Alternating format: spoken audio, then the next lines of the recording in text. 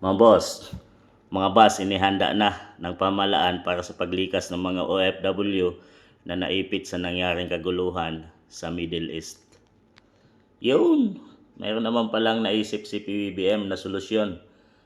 Hindi yung sinabi niya no isang araw na bawal pa daw magpadala ng mga eroplano para sakyan ng ating mga kababayang Pilipino na gustong umuwi dito sa ating bansang Pilipinas dahil sa patuloy pa yung pagpapalipad ng mga rockets ng Iran. So ito mga boss, may solusyon na ginawa sila, bus.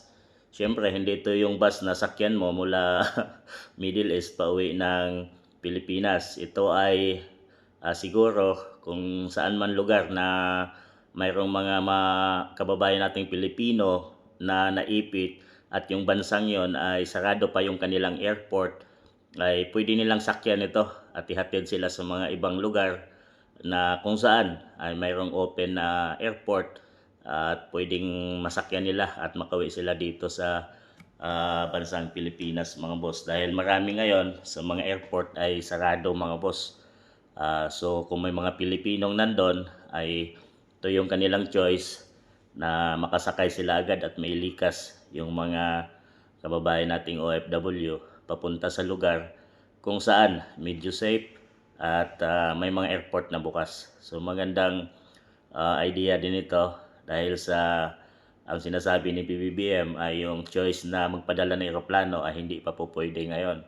So may payo siya na magtago muna sa pinaka-safe na mga lugar ng mga kababayan nating OFW at talagang sa ngayon ay wala pa silang magagawang diskarte. So ito nagkaroon na at bus yung kanilang naisip na isa din sa bisan transportation sa lupa mga boss para mailikas sila at mapadala agad sa mga safe na lugar at mauwi sa ating bansang Pilipinas. So okay, good job din ito para kay PBBM.